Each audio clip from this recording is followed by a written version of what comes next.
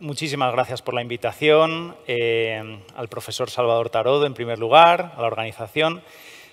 Os voy a hablar de una iniciativa que surge en colaboración del área de ética de la Universidad de Granada y del Ministerio de Sanidad.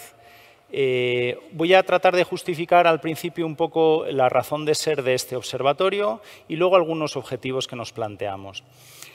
Bien, cuando se habla del final de la vida, se habla del conjunto de circunstancias y prácticas que preceden al momento de la muerte de las personas.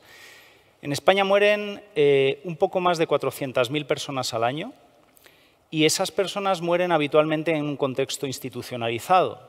Ya la muerte hace ya varias décadas que ha dejado de ser un evento repentino, que sucede de forma inesperada. La muerte cada vez es más el resultado de un proceso largo en el que muchas veces el paciente ni siquiera está consciente.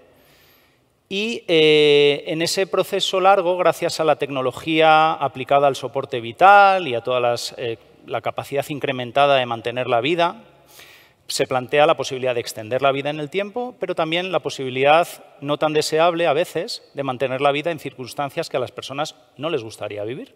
Se mantiene la cantidad de vida, pero no se mantiene la calidad de vida. Y resulta que para evitar lo que viene conociéndose como obstinación terapéutica, un abuso excesivo de las tecnologías aplicadas al soporte vital que llevan la vida más allá de lo razonable, se plantea la necesidad de tomar decisiones que posibilitan un fallecimiento cuando se tiene la capacidad de evitar ese fallecimiento.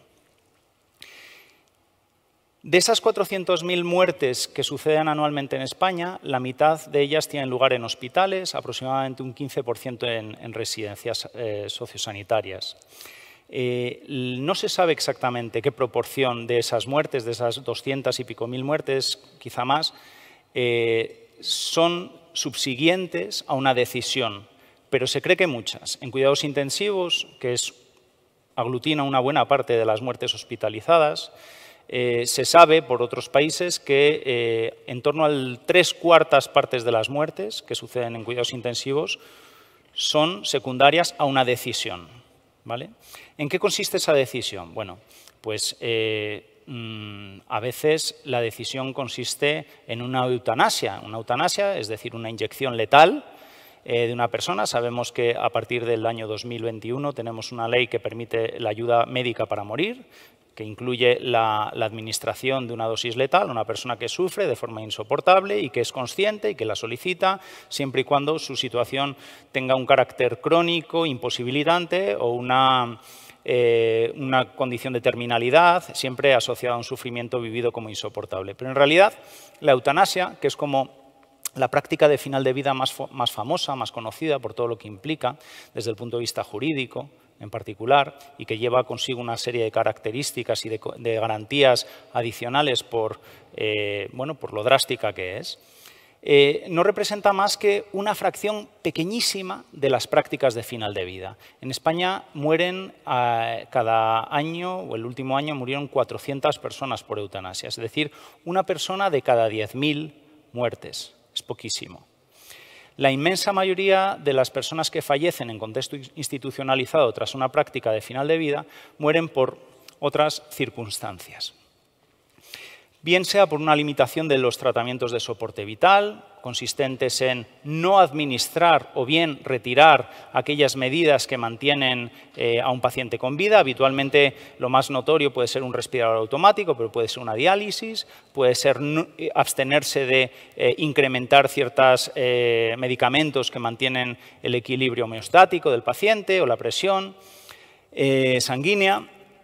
En algunos casos, esas limitaciones del tratamiento de soporte vital se producen a resultas de un rechazo de tratamientos por parte del propio paciente. No es siempre posible, puesto que muchos de esos pacientes no se encuentran conscientes o no tienen la capacidad de tomar decisiones, y muchas veces son los equipos sanitarios quienes, de forma unilateral o coordinada con los familiares, toman esa decisión. Esa decisión se basa habitualmente en la futilidad de los tratamientos, la inutilidad, la incapacidad de esos tratamientos de restituir salud o calidad de vida. Y también, esto lo vimos durante la pandemia y de forma dramática y enormemente problemática desde un punto de vista ético, por una cuestión de recursos, porque no había suficientes respiradores automáticos en los hospitales. Y esto a los profesionales les costaba mucho, porque por primera vez tenían que tomar decisiones de limitación del esfuerzo terapéutico, no por la futilidad de los tratamientos, porque sí que eran útiles para salvar vidas, sino porque no había suficientes. Esto imaginaos lo duro que ha sido, ¿no? Y otra práctica de final de vida muy frecuente, pero cuya incidencia se desconoce, es la sedación. Las sedaciones en fase de agonía o en fase terminal. Las sedaciones son incrementos de unas sustancias, medicamentos para reducir la conciencia de los pacientes que sufren de forma insoportable y cuyos síntomas no se han podido aliviar con tratamientos. Se llaman síntomas refractarios al tratamiento y cuando ya no puedes tratar esos síntomas, la única solución es sedar al paciente. Se sabe que esas sedaciones no causan la muerte, no aceleran el momento de morir si se hacen de acuerdo con las dosis protocolizadas, ortodoxas, pero es verdad que hay una zona gris de esas sedaciones de pacientes que están agotados, que sus familias están agotadas, que el propio equipo asistencial está agotado y hay veces que esas sedaciones se incrementan por encima de los umbrales y por encima de las recomendaciones y pueden acelerar el momento del fallecimiento pues, mediante algún tipo de depresión del sistema respiratorio o del sistema nervioso central, ¿vale? Todas estas prácticas tienen un aval legal en España, a diferencia de otros países donde, por ejemplo, la eutanasia no está permitida y el suicidio asistido, ¿vale? Pero están legalizadas, están protocolizadas, pero son legales. Bueno, este es un escenario de la eutanasia y del suicidio asistido en el mundo. El suicidio asistido se diferencia de la eutanasia en que no es un profesional el que administra la dosis letal, sino que es el propio paciente el que se la autoadministra después de habérsela prescrito un facultativo. España me parece que ha sido el sexto o séptimo país del mundo o territorio en el mundo en legalizar la eutanasia y el suicidio asistido.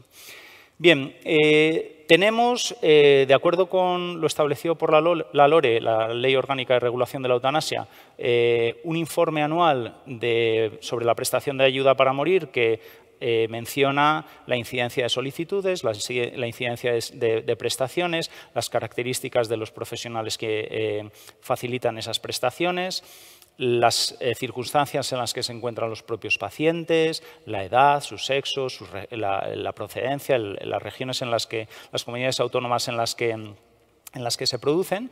Pero, como digo, esta dimensión, esta práctica de final de vida no deja de ser algo relativamente excepcional, ¿vale? En cambio, tenemos enormes carencias, muchos retos todavía relacionados con la visibilidad, la transparencia, la rendición de cuentas de nuestras prácticas de final de vida. Y esto es importante porque, como os podéis imaginar, es una práctica muy frecuente, todo el mundo se muere, cada vez lo hacemos más en los hospitales, y esas prácticas son relevantes desde el punto de vista ético, porque suponen, por un lado, hay muchos intereses en juego. Está el interés de los pacientes en no sufrir, el interés que pueden tener de seguir viviendo, en algunos casos, los intereses de la familia de desarrollar un duelo no patológico y a lo mejor de mantener algún tiempo más un paciente que podría no querer vivir, la propia experiencia de los profesionales que tienen que lidiar con todos estos conflictos éticos y, de forma añadida, a veces también, como decía antes, relacionado con el contexto pandémico, una cuestión de justicia, de equidad en la asignación de recursos.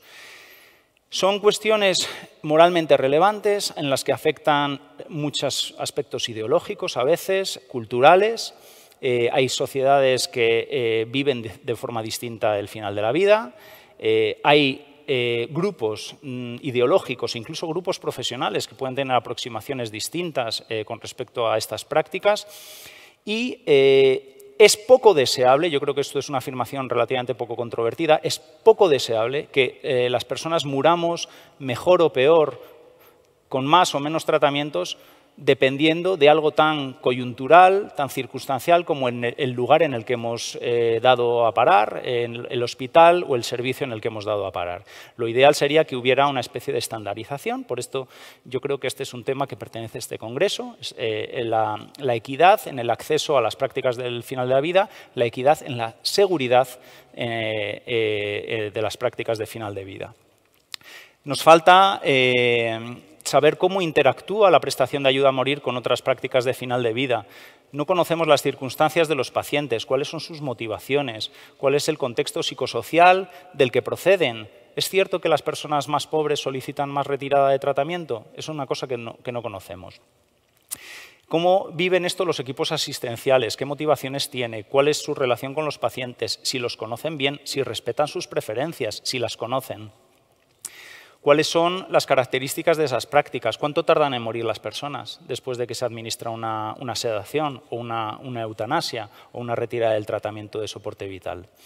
¿Cuál es la diferencia entre la incidencia regional de todas estas prácticas? No solo de prestación de ayuda para morir, sino de otras prácticas de final de vida. Si es que a las personas se les deniega determinadas solicitudes, por ejemplo, la de la prestación de ayuda para morir, la eutanasia, ¿cuál es la incidencia de las denegaciones?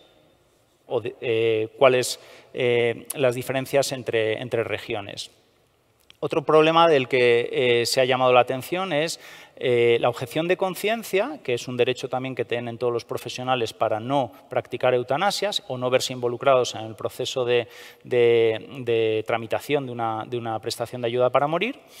Pero también se plantea qué pasa en esos casos en los que el profesional no comunica al paciente que es objetor y de facto objeta, pero no se lo comunica, con lo cual el paciente está en una especie de limbo durante un tiempo sin saber si realmente ya se está tramitando su solicitud. Esto se llaman las criptoobjeciones, objeciones encubiertas. Sería necesario también contar con mayores estudios sobre la percepción pública y el grado de satisfacción de las personas con respecto a las diferentes prácticas de final de vida, y todo esto requiere una perspectiva bioética. Esto nos daría datos que hablarían de unas prácticas más trazables, más fiables y una mayor rendición de cuentas. Los observatorios regionales sobre final de la vida hacen cada uno lo que consideran más urgente en su propia comunidad. Hay una falta de estandarización de objetivos, de metodologías de recabar datos, en fin, es un poco un desbarajuste y hace falta un poco de estandarización. Esto se ha hecho en otros países y ya hay teoría al respecto sobre cómo debería ser el seguimiento de las prácticas de final de vida. Los holandeses son, digamos, los que tienen el gold standard en esta dimensión. Esto se entiende como que regular una práctica es algo más que simplemente legislarla. Implica también a las políticas públicas, involucra las recomendaciones, los protocolos, los códigos éticos, la formación de profesionales, la educación a la sociedad y los programas de financiación. Esto es un esfuerzo de modular los comportamientos sociales de acuerdo a estándares y propósitos definidos. Esto es regular y no solo legislar. Este seguimiento permitiría, por un lado, incrementar la calidad en el acceso y la seguridad de la prestación de ayuda para morir y de otras prácticas de final de vida. También comprender de forma mejor el impacto que tiene la ley de eutanasia o una nueva regulación en el resto de prácticas, y también permitiría pronunciarse con algún criterio, con alguna base empírica acerca de la equidad en la distribución de estas prácticas. Y por otro lado, este observatorio, esta mayor trazabilidad y esta mayor calidad de datos daría mayor legitimidad porque permitiría rendir cuentas de las legislaciones, hacer un seguimiento de las regulaciones, y también eso podría redundar en una mayor confianza de la sociedad en unas prácticas que a veces son enormemente controvertidas. Por lo tanto, este seguimiento, esta propuesta que estamos haciendo, por un lado incidiría en la aceptabilidad de las decisiones, en la experiencia y grado de satisfacción que tienen los propios profesionales. Sería una forma de analizar quién recibe asistencia médica para morir, cuáles son las condiciones de acceso, qué motiva las solicitudes por parte de pacientes y familiares y cómo evolucionan las prácticas de final de vida. En particular, nos serviría para comprender esas zonas grises de las que me refería al principio, que son aquellas prácticas que no siempre cuentan con el consentimiento de las personas o que se desvían de los protocolos y guías de buenas prácticas establecidos.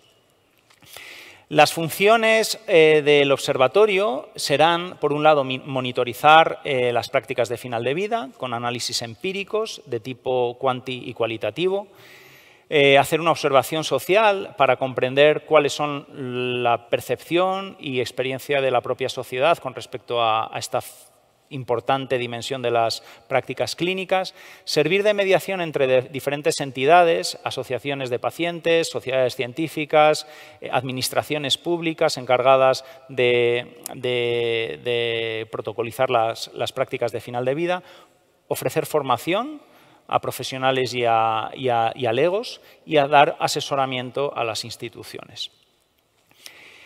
Con todo ello, lo que se espera es una mayor integración de esfuerzos, ofrecer informes sobre las distintas modalidades con una frecuencia y lo que permitiría también, es importante, analizar la evolución de las prácticas de final de vida. Mejorar el informe de evaluación anual sobre la prestación de ayuda para morir, que tiene algunos déficits. Analizar la equidad en el acceso a la prestación de ayuda para morir y de otras prácticas de final de vida.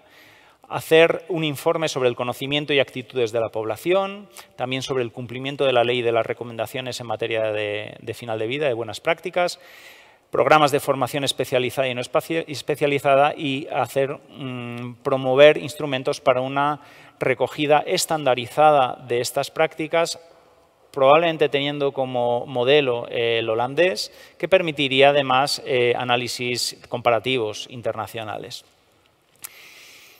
El valor añadido de este observatorio es que profundizará en la excelencia en el seguimiento de la Ley Orgánica de Regulación de la Eutanasia y de otras regulaciones, validar y estandarizar metodologías, liderar para España en la recogida de datos internacionales en este ámbito, ofrecerá estudios exhaustivos, analizará pues las prácticas de final de vida más allá de la prestación, porque hasta ahora lo único que se evalúa de forma bastante concienzuda es la prestación de ayuda para morir, la eutanasia, pero no otras prácticas. Sería un estudio, una aportación centrada no solo en pacientes, sino también en profesionales, las comisiones de garantía y evaluación, que son el órgano que da el visto bueno final a las solicitudes de ayuda para morir y la población. Y esto todo con una perspectiva ética. Simplemente mencionar que son ya bastantes instituciones las que han expresado su apoyo a esta iniciativa. Son instituciones públicas como el Ministerio de Ciencia e Innovación, privadas como la Fundación La Caixa y también la Junta de Andalucía, para hacer un estudio piloto en Andalucía. También estamos estudiando otras fuentes de financiación con el Ministerio de Sanidad y la FECIT. Aquí están los perfiles del equipo de investigación, que como veis son muchos. Pues hay juristas, hay clínicos, hay filósofos, hay sociólogos, hay psicólogos. También en algunas de las iniciativas colaboramos con organizaciones de pacientes y sociedades científicas. Y bueno, esto es básicamente lo que es el observatorio. Creemos que si el final de vida pretende ser una práctica